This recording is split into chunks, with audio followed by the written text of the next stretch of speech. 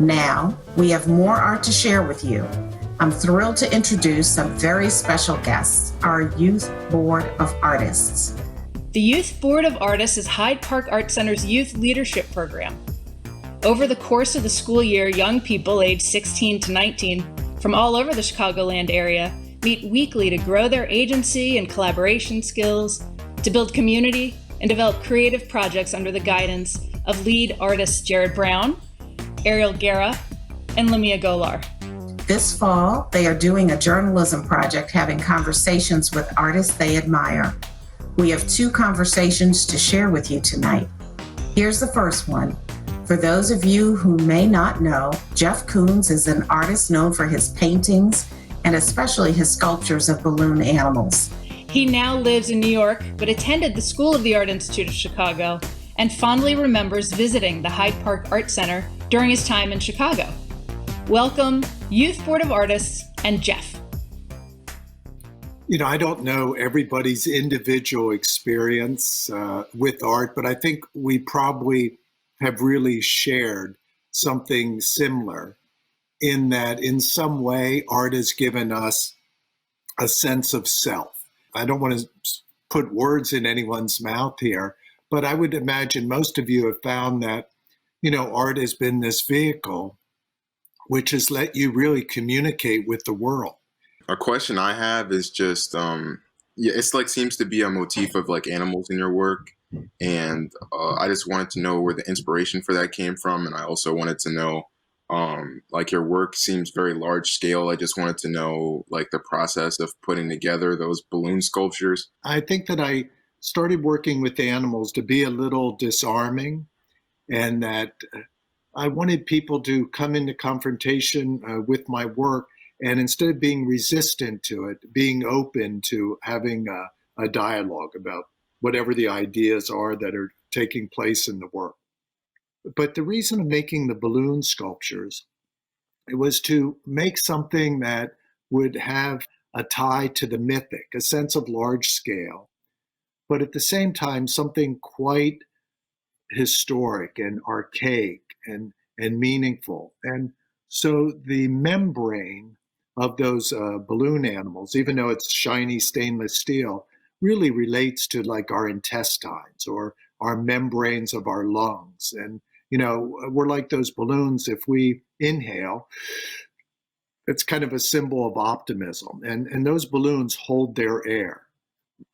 So they're always having this optimistic stance about them. My first question, since we're in Chicago, I want to know, which city do you feel as if you could like connect with more, since you was also in New York and Chicago? Which city do you feel like you were able to like flourish in more? I grew up in York, Pennsylvania, and that's South Central Pennsylvania, but I went to school originally at at the Maryland Institute College of Art.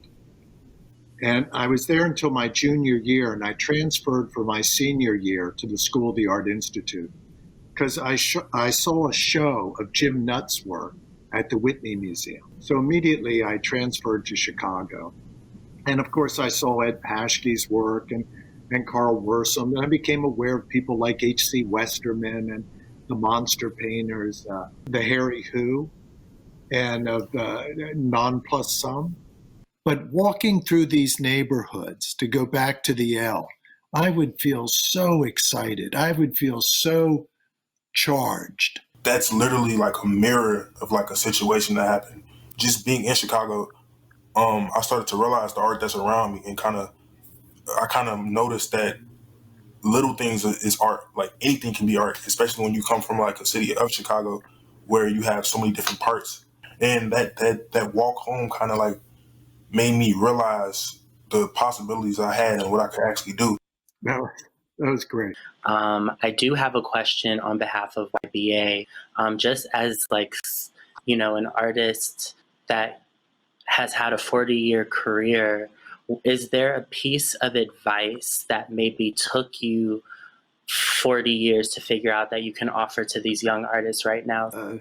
I used to be able to think that I'm a young artist, and I always thought of myself as a young artist. And so maybe only the last year or two, once I turned 65 that I started to realize I can't really say I'm a young artist. But that power, youth, it's so wonderful because you have this intuitive drive. You have, if you just follow your interests.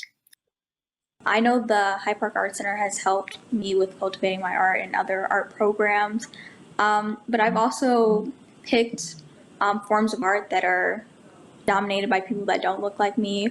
But I think being surrounded by other people that support you is very important, and that's the environment that I've been placed into. So I'm very appreciative of that. Madison, I would just say that, every opportunity, though, that presents itself, try to say yes. You can create a language.